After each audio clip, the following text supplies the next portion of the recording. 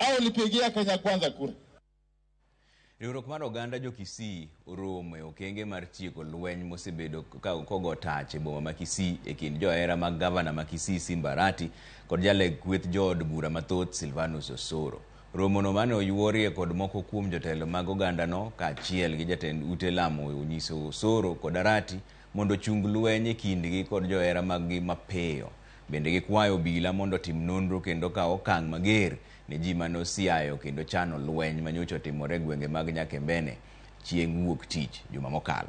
Chris Owino nigi ler mar wachni.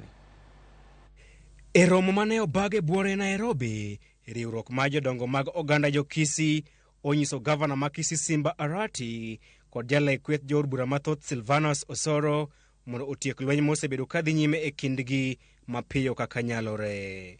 We call for the immediate ceasefire of the political altercations by all concerned parties.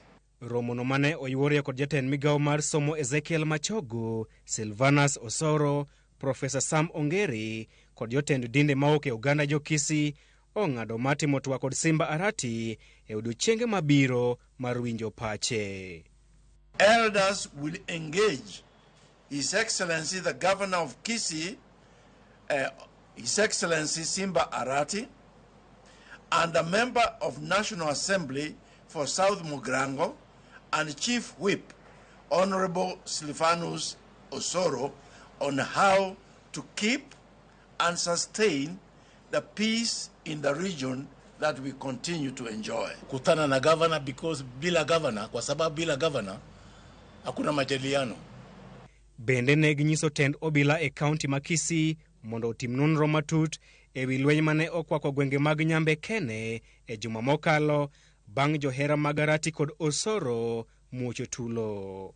All security agencies should carry out thorough investigations and take action against all culprits of the recent cases of insecurity in the region, regardless of their position in the society. Mage timore e kinde ma gavana ma Kisii Simba Arati to ne onyonore ni obiro mana donjo e twak bang' obila mako Silvanus Osoro kendo dino ne e oda ng'ech. Nataka niseme bila kusita ni kwamba kikao cha kesho wale ambao watahusika wahusike, lakini lazima haki kwanza itendeke.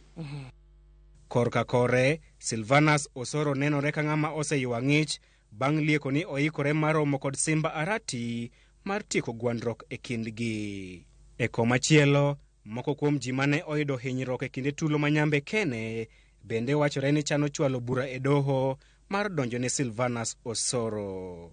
Jodongo go chano romo kod jotelo duto maok e gwenge mag oganda jo Kisii kaachiel kod jotend ute lamo e kinde mag dhi nyime kod manyo yore mamoko e kelo kwe e gwenge go. Pod okoyangore ka Simba Arati dhi loko pache kendo yie matimo twak kod Silvanus Osoro. Kata kamano bang' Osoro yuoro e romo ma kawuono kendo yie matimo twak kod Simba Arati okinde mage bang'e ondiko barua kadwaro mondo Arati okwa Osoro ng'uono kuom gino ma jatelo no wacho ni Gavana Arati ne owacho weche mag miriambo e wiye. Asanteni sana. Chris Owino, Ramogi TV, Nairobi. Wadhi moro machuok kudugo to